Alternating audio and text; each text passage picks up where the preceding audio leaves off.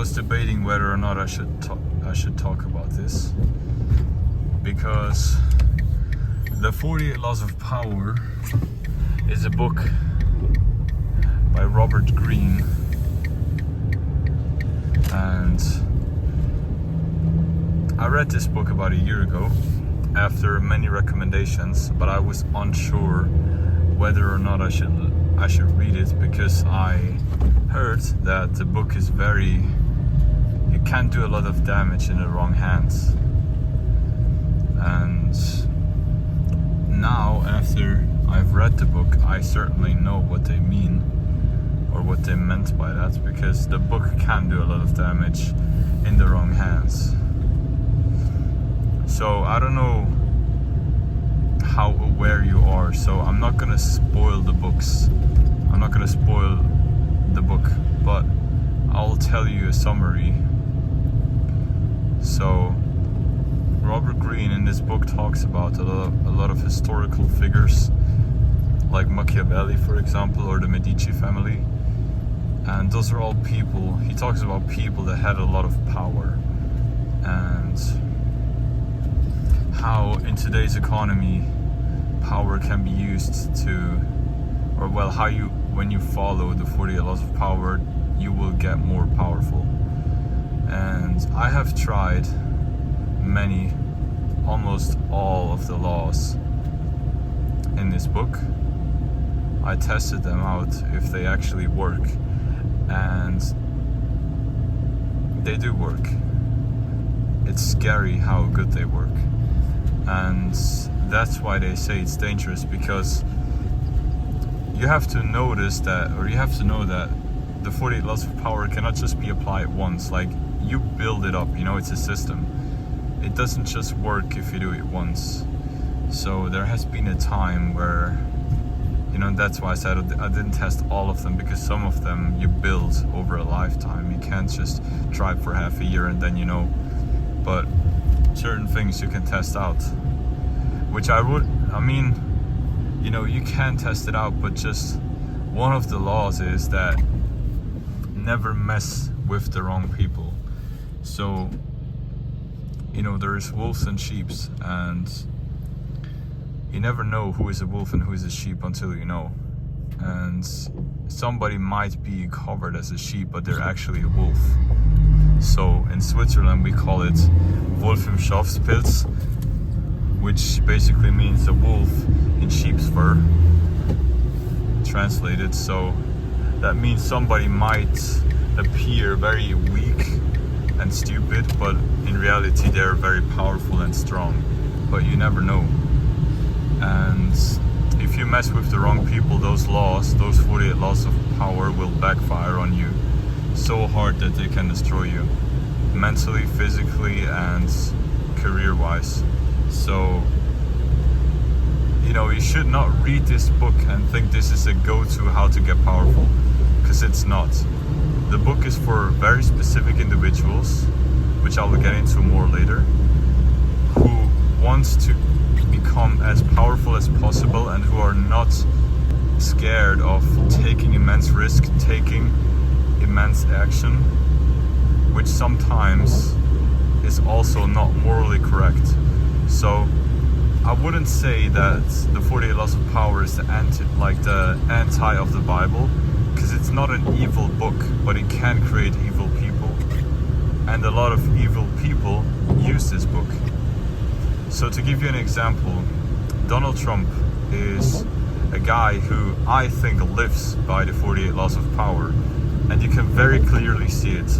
One of the 48 Laws of Power is that you never admit a mistake. So if you make a mistake, you will not admit it. You will never back down.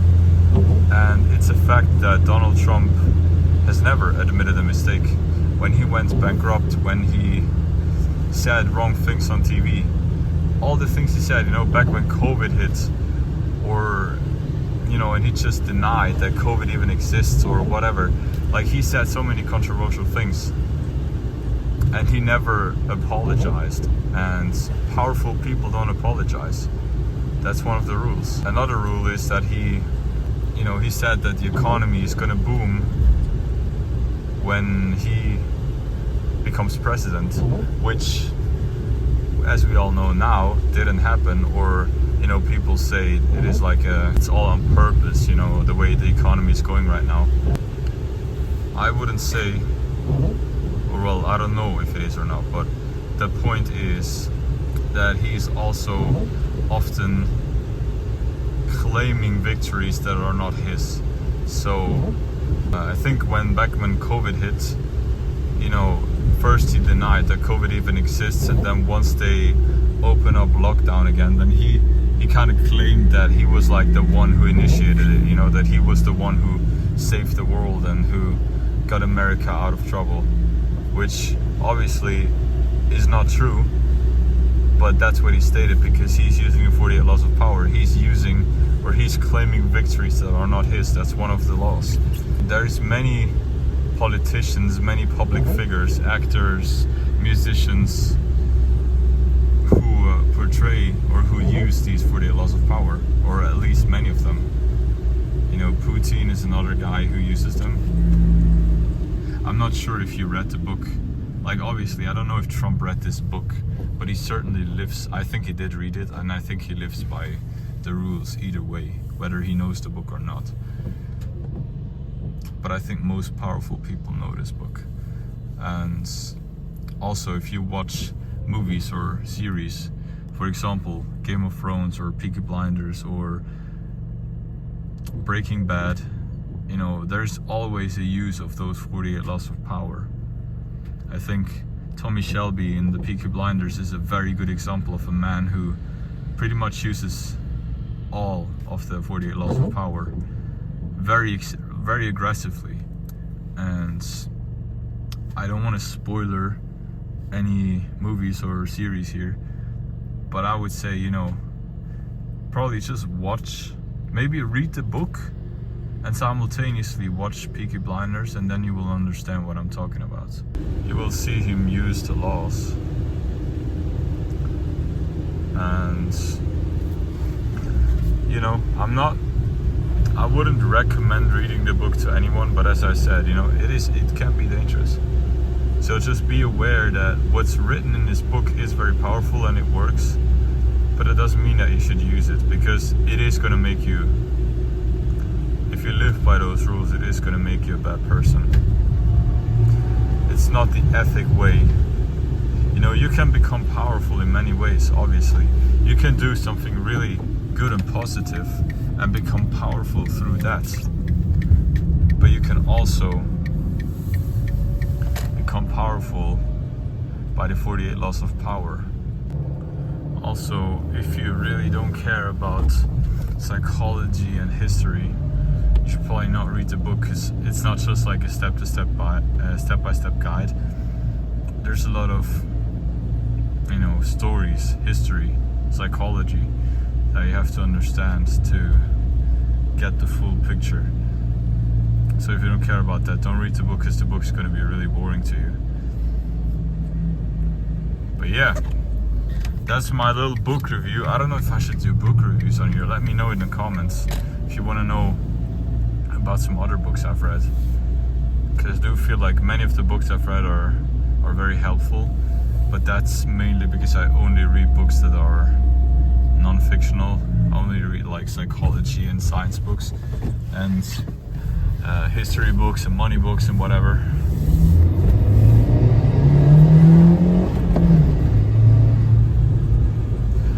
But yeah, if you care about books, if you like reading, maybe let me know, or if you want to get into it.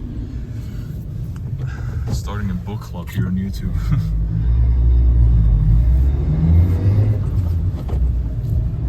Yeah, it's Sunday. Weather is grim today.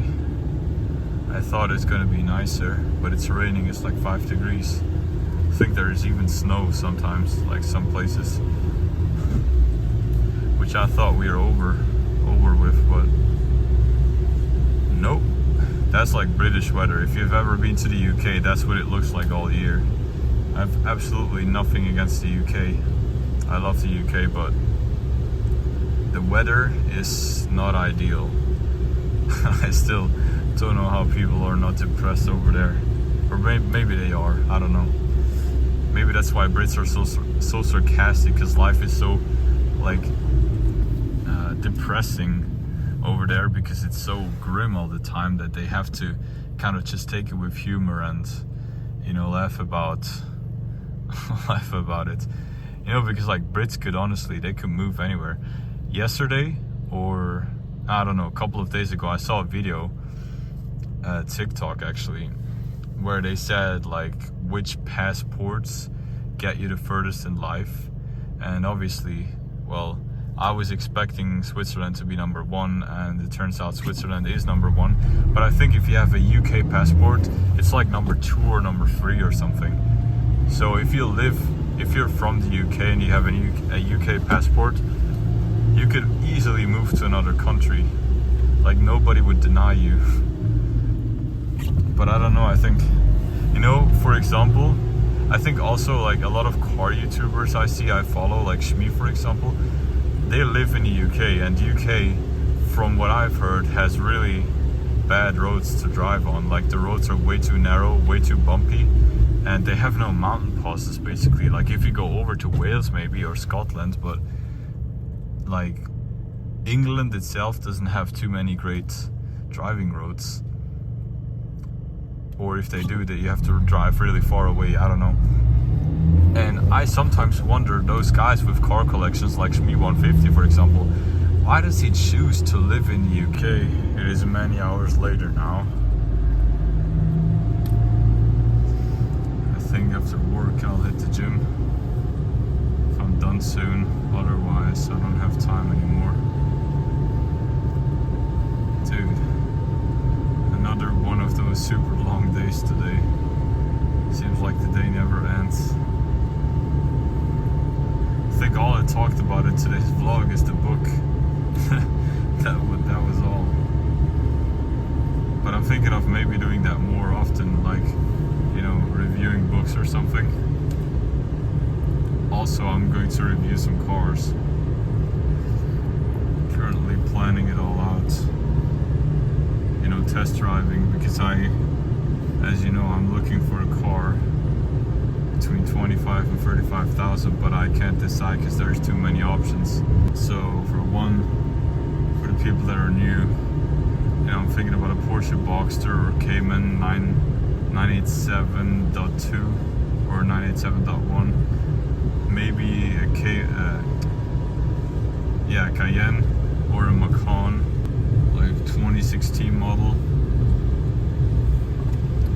or maybe an M240 or M140i, or even an M2 with the N55 engine, or maybe a Range Rover Sport. You know, there's quite a few options for around 30,000. But yeah, I haven't test driven one of those. I could get a 911 996 Carrera 4 or something. I don't really know, but I have to test drive. Dude, some guy I know on Instagram, he's in Japan now, always posting stories of the car scene there. Dude, I want to be in Japan so bad right now, but nobody wants to join me. I don't want to go alone because, well, I've never been to Japan, and like it's quite a distance from Switzerland, you know, so I'm not sure. Like I never had to fly for that long. And then it's a different language, but I don't worry too much about that because like Japanese people speak English, I think, so it's not gonna be too big of a deal. But still, you know, with the homies going to Japan for 2 weeks, renting some nice cars and just cruising around, dude, that would be insane. Honestly, I think that's it for this vlog. Maybe I'll take you along with the gym if I go, but if I don't go, you will see. But if I don't go, this is it. So like and subscribe. Thank you for watching, and I'll see you tomorrow. This was Well Dressed, Well Driven. Guys, I just got hit by a radar, not a radar. There was a camera in, like, you know, there was the entrance to a house, and there was like a, you know, something like this, an entrance where you could drive through, and there was no sign that said that you're not allowed. It's like exactly like that. There was no sign saying that you're not allowed to drive in there.